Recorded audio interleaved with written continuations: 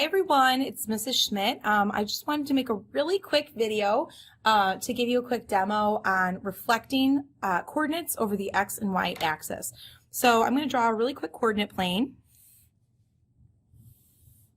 Okay, as we know that coordinate planes are created by a horizontal and a vertical number line. The horizontal number line is called the X axis. The vertical is called the Y. When you do that, you create 4 quadrants. This is quadrant 1 in a counterclockwise order. So think counterclockwise like coordinate plane. So 1, 2, 3, and 4. And I don't know why they often will use Roman numerals to refer to these coordinate planes, but they do. So really it's just 1, 2, 3, 4. Okay, some things to remind ourselves about. Any point that's going to land in this quadrant is going to have an X coordinate that has to be positive and a Y coordinate that has to be positive. Because if you look, that quadrant is made up of the positive portions of those number lines. So to be in this quadrant, any coordinate that's going to land there has to move along the negative portion of the x-axis and up the positive portion of the y-axis. To land in the third quadrant, any coordinate would have to move along the negative x and negative y. And the fourth quadrant, to land there, you're going to have to move along positive x and negative y. Okay, that's just a good visual. Now, the main point of this video was to give you a demonstration on how to reflect points over the X and Y axis without actually having to plot them. So you don't actually have to draw a graph and do that. So for instance, if I have a point, let's make it 3, 4. And they want me to reflect 3, 4 over the X axis. So I'll just make a little chart. Reflect over. Okay?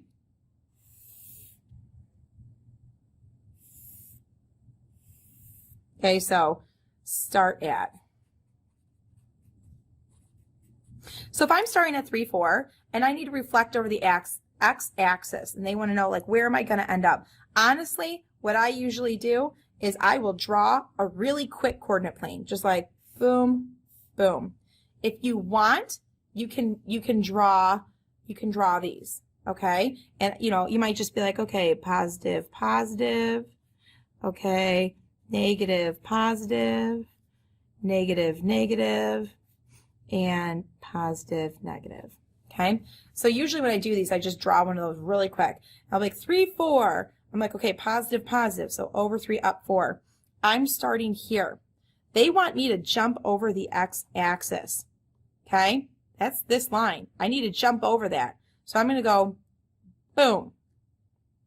Okay, what's my new quadrants? You're going to have the same value, the same number, but you might change your positive, negative signs because you're in a different quadrant. So when I start at 3, 4 and I reflect over the x-axis, I'm going to have still a positive 3, but now I'm going to have a negative 4. That's my new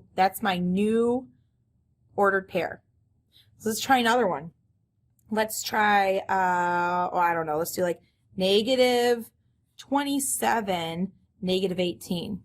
You don't actually have to graph that. You just have to think, what quadrant would that be in? Well, it's negative, negative. So boom, boom, we'll start here.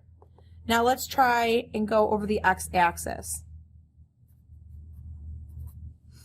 Okay, well this time I'm going to go over the x-axis, but since I'm starting below, I have to hop over that line. I'm going to go boom, and I'm going to land in the third quadrant. If I'm going to land in the third quadrant, what are my new coordinates going to be? Well, still going to have to be negative 27, but to be in this quadrant, it's going to be positive 18. All right, let's try jumping over the y-axis. All right, so let's say I have, let's do 3, 4 again, but let's go over the y-axis. Over the y.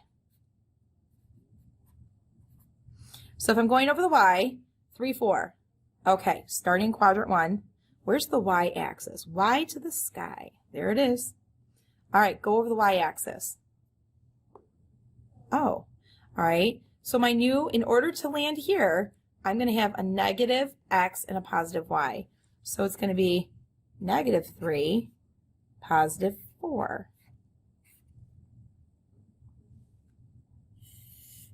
All right. See if I can fit one more in. So if I have negative 27 and negative 18, that's where I'm starting at. So I'm starting here, and I'm jumping over the y-axis. Okay, so here's the line I have to jump over, landing in the 4th quadrant. So in order to have an ordered pair that's going to land here, positive x, negative y. So it's going to be 27, negative 18. Okay, now you will encounter questions that ask you to reflect more than once.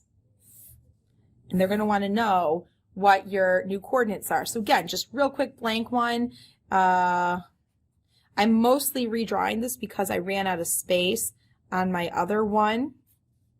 You know, you can just use the same one for all your questions.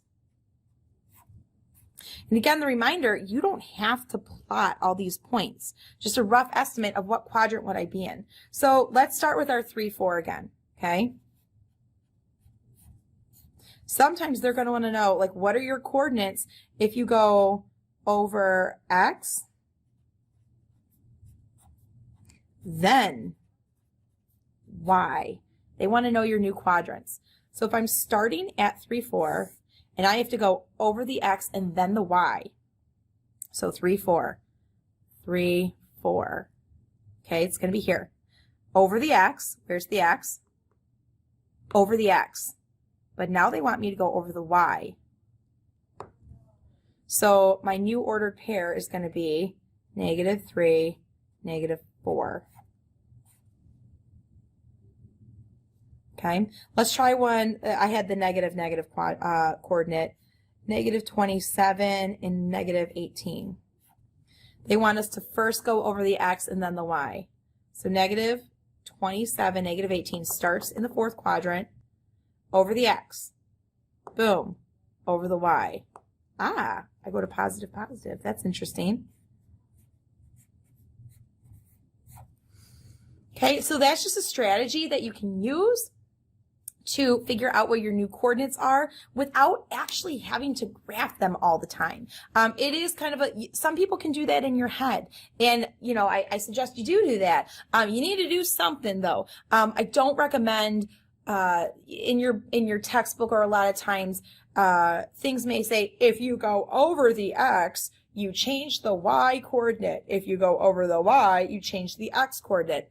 A lot of times when kids just memorize those rules, they'll mix them up or they don't really understand what they're doing. But if you have a visual in your head that you can literally reflect over, you're not going to mess them up. So, all right, guys, have a great day, and I hope that was helpful.